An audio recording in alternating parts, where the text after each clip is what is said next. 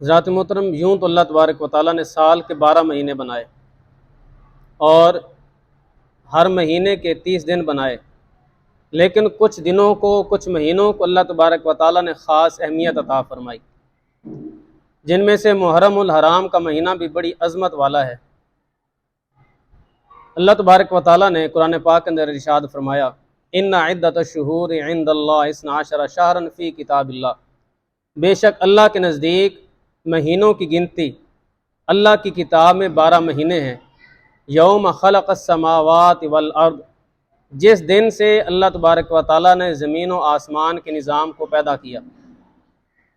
منہا اربعۃ حرم، ان میں سے 4 مہینے حرمت والے ہیں۔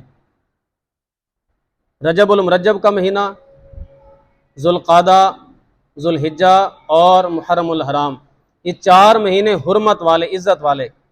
اسلام کی آمد سے قبل بھی دیگر مذاہب میں ان مہینوں کو حرمت والا سمجھا جاتا تھا اور لڑائی جھگڑے، جنگ و قتال سے منع فرمایا گیا تھا۔ جب آقا کریم علیہ السلام تشریف لائے تو پھر بھی ان مہینوں کی حرمت کو باقی رکھا گیا۔ جس طرح ان مہینوں میں نیکی کا اجر دگنا کر دیا جاتا ہے، اسی طرح اگر کوئی ان دنوں کے اندر کوئی بدی کرتا ہے تو اس کا گناہ بھی دگنا ہو جاتا ہے۔ تو محرم الحرام کا مہینہ، اس کو اللہ تبارک و تعالیٰ نے خصوصی اہمیت عطا فرمائی۔ اور پھر محرم الحرام میں جو یوم عاشور یعنی 10 محرم کو اللہ نے فضیلت عطا فرمائی، وہ باقی پورے مہینے میں نہیں، اس لیے کہ یوم عاشور 10 محرم کو اسی دن اللہ تبارک و تعالیٰ نے حضرت آدم علیہ السلام کی توبہ قبول فرمائی، اور 10 محرم الحرام کو ہی اللہ تبارک و تعالیٰ نے عرش، کرسی، زمین، آسمان، لوح و قلم، سورج، چاند، ستارے و جنت کو پیدا فرمایا۔ 10 محرم کو ہی حضرت ابراہیم علیہ السلام پیدا ہوئے، اور 10 محرم کو ہی وہ آگ سے نکالے گئے۔ 10 محرم کو حضرت یونس علیہ السلام مچھلی کے پیٹ سے نکلے، اور 10 محرم کو ہی حضرت موسیٰ علیہ السلام اور بنی اسرائیل کو اللہ تبارک و تعالیٰ نے فرعون اور اس کے لشکر سے نجات عطا فرمائی۔ اور 10 محرم کو حضرت عیسیٰ علیہ السلام پیدا ہوئے، اور اسی دن ہی وہ آسمانوں پر اٹھائے گئے۔ اسی دن اللہ تبارک و تعالیٰ نے حضرت ادریس علیہ السلام کو بلند مقام عطا فرمایا، اور اسی دن حضرت نوح علیہ السلام کی کشتی جودی پہاڑ پر ٹھہری۔ اسی دن اللہ تبارک و تعالیٰ نے حضرت سلیمان علیہ السلام کو عظیم سلطنت عطا فرمائی۔ اسی دن یعقوب علیہ السلام کی بینائی واپس ہوئی، اور اسی دن اللہ تبارک و تعالیٰ نے ایوب علیہ السلام کی بیماری کو دور فرمایا۔ اسی دن آسمان سے پہلی بارش ہوئی، اور اسی دن 61 ہجری کو واقعہ کربلا پیش آیا، اور اسی دن یعنی 10 محرم الحرام یوم عاشور جمعہ کے دن ہی قیامت قائم ہوگی۔ تو پتہ چلا کہ یوم عاشور اور محرم الحرام اللہ تبارک و تعالیٰ کے نزدیک بڑی ہی حرمت والے، بڑی ہی عزت والے، بڑی اہمیت والے دن ہیں۔ تو اس لیے ان دنوں کے اندر زیادہ سے زیادہ اللہ تبارک و تعالیٰ کی عبادت کی جائے۔ آقا کریم علیہ السلام جب مدینہ شریف تشریف لائے تو دیکھا کہ یہود 10 محرم کا روزہ رکھتے ہیں۔ تو حضور علیہ السلام نے پوچھا کہ کیا وجہ ہے کہ تم 10 محرم کا روزہ رکھتے ہو؟ عرض کی یا رسول اللہ صلی اللہ علیہ وسلم، اس دن اللہ تبارک و تعالیٰ نے حضرت موسیٰ علیہ السلام اور آپ کی قوم کو، بنی اسرائیل کو، اللہ تبارک و تعالیٰ نے فرعون اس کے لشکر سے نجات عطا فرمائی، تو اس کے شکرانے کے طور پر ہم اس دن روزہ رکھتے ہیں۔ تو حضور علیہ السلام نے شاہ فرمایا کہ ہم تم سے زیادہ موسیٰ علیہ السلام کے قریب ہیں، ہم بھی 10 محرم کا روزہ رکھیں گے۔ لیکن حضور علیہ السلام نے شاہ فرمایا کہ 10 محرم کو روزہ رکھو اور یہودیوں کی مخالفت کرو، اس لیے کہ وہ صرف 10 محرم کو روزہ رکھتے ہیں، اور تم اس سے ایک دن قبل یا ایک دن بعد کا روزہ رکھو، یعنی 9 اور 10 محرم کا رکھو، یا پھر 10 اور 11 محرم کا روزہ رکھو۔ آقا کریم علیہ السلام سے پوچھا گیا، یا رسول اللہ صلی اللہ علیہ وسلم، فرض نمازوں کے بعد سب سے افضل نماز کون سی ہے؟ اور رمضان المبارک کے فرض روزوں کے بعد سب سے زیادہ افضل روزے کون سے ہیں؟ تو حضور علیہ السلام نے ارشاد فرمایا کہ فرض نمازوں کے بعد سب سے زیادہ جو افضل نماز ہے وہ رات کی نماز یعنی تہجد کی نماز ہے، اور رمضان المبارک کے فرض روزوں کے بعد سب سے جو افضل روزے ہیں وہ محرم الحرام کے روزے ہیں۔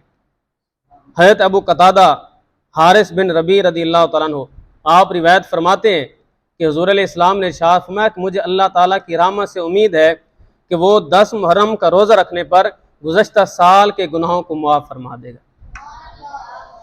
हज़रत मौला अली रज़ी अल्लाह तआला अन्हु आप इरशाद फरमाते हैं कि ये अल्लाह ताला का महीना है, इसमें अल्लाह तबारक व तआला ने एक कौम की तौबा कबूल फरमाई और भी बहुत सी कौमों की तौबा को कबूल फरमाएगा। तो इसलिए इस दिन ख़ास तौर पर रोज़ा भी रखें और अल्लाह तबारक व तआला की बारगाह में अपने गुनाहों से माफ़ी भी मांगें। और फिर इसके साथ साथ इन बातों का ख्याल रखें कि जिस तरह इस दिन के अंदर नेकी का मर्तबा ज़्यादा है, इसी तरह अगर कोई गुनाह का काम करता है तो फिर गुनाह भी दुगना उसका बन जाता है। क्यों? अल्लाह तबारक व तआला इरशाद फरमाते हैं, फ़ला तज़लिमू फ़ीहिन्न अनफुसकुम, इन महीनों के अंदर, इन दिनों के अंदर अपनी जानों पर जुल्म ना करो। आज 10 मुहर्रमुल हराम को आपने अक्सर देखा होगा कि अहले तशय्यो इस दिन रोते हैं, पीटते हैं, नोहा करते हैं, बैन करते हैं और सीना को भी करते हैं। अल्लाह फरमाते अपनी जानों पर जुल्म ना करो। तो ये अपनी जान पर जुल्म करना है। अगर हम अहले बैत को देखें तो 10 मुहर्रम को जो वाक़या पेश आया है, अहले बैत ने सब्र का मुजाहरा किया। अल्लाह तबारक व तआला इरशाद फरमाता है, अल्लज़ीना इज़ा असाबतहुम मुसीबा, जब उन्हें कोई मुसीबत पहुंचती है तो वो क्या कहते हैं? क़ालू इन्ना लिल्लाहि व इन्ना इलैहि राजिऊन, वो कहते हैं हम अल्लाह ही के लिए हैं, अल्लाह की तरफ लौटने वाले हैं।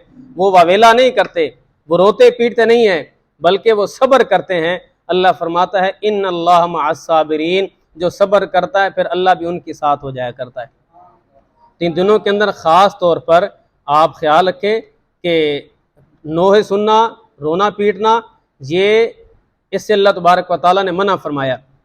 और फिर 10 मुहर्रम को आका करीम अलैहिस्सलाम ने शाह फरमाया कि जो बंदा अपने घर वालों पर खर्च करने के अंदर वुसअत करता है, फराखी करता है, अल्लाह सारा साल उसके रिज़्क़ के अंदर बरकतें और वुसअतें अता फरमा देता है।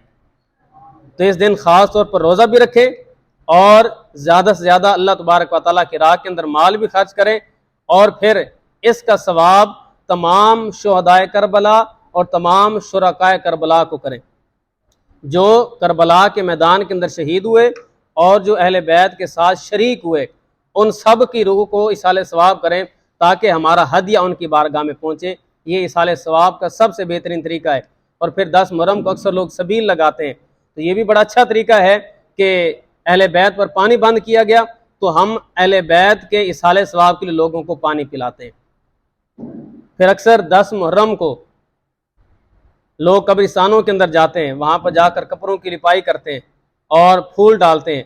तो ये भी एक मुस्तहसन तरीका है, लेकिन फ़र्ज़ या वाजिब नहीं। जब भी कब्रों को लिपाई करने की ज़रूरत उस वक्त की जाए, सिर्फ ये नहीं कि 10 मुहर्रम को जाना, इसके अलावा नहीं जाना, नहीं। हुज़ूर अलैहिस्सलाम ने शाफ में हर जुमे को अपने वालदैन की कब्रों की ज़ियारत किया करो, हर जुमे को अपने वालदैन की कब्रों की ज़ियारत किया करो। तो हर जुमे को भी जाएं और फिर जब जाएं तो उनकी कब्रों पर फूल डालें और इसके साथ साथ अगर कोई दरख्त है तो उसकी टहनियाँ डालें। हुज़ूर अलैहिस्सलाम एक मरतबा सहाबा कराम के साथ तशरीफ़ लेकर जा रहे हैं, रास्ते के अंदर गुज़र हुआ तो एक जगह हुज़ूर अलैहिस्सलाम ने देखा कि 2 कब्रें हैं और 2 कब्रों पर अजाब हो रहा है। तो आका करीम अलैहिस्सलाम ने शाफ में कि इन 2 कब्रों पर अजाब हो रहा है। साहब ने अर्ज़ किया, या रसूलल्लाह सल्लल्लाहु अलैहि वसल्लम, किस वजह से?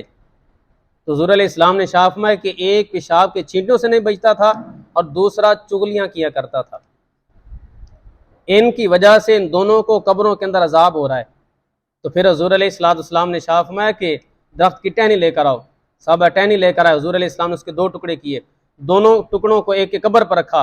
फरमाया ये टुकड़े जब तक तर रहेंगे अल्लाह की तस्बीह बयान करेंगे, अल्लाह की तस्बीह बयान करने की वजह से अल्लाह कब्र वालों के अजाब के अंदर कमी फरमा देगा। तो अब अंदाज़ा करें, जब कोई एक दरख्त की टहनी अल्लाह की तस्बीह बयान करे, अल्लाह कब्र वाले के अजाब के अंदर कमी कर देता है, तो जब कोई वहां पर खड़ा होकर अल्लाह का कुरान पढ़ेगा, अल्लाह फिर कब्र वाले के अजाब के अंदर क्यों कमी नहीं फरमाएगा।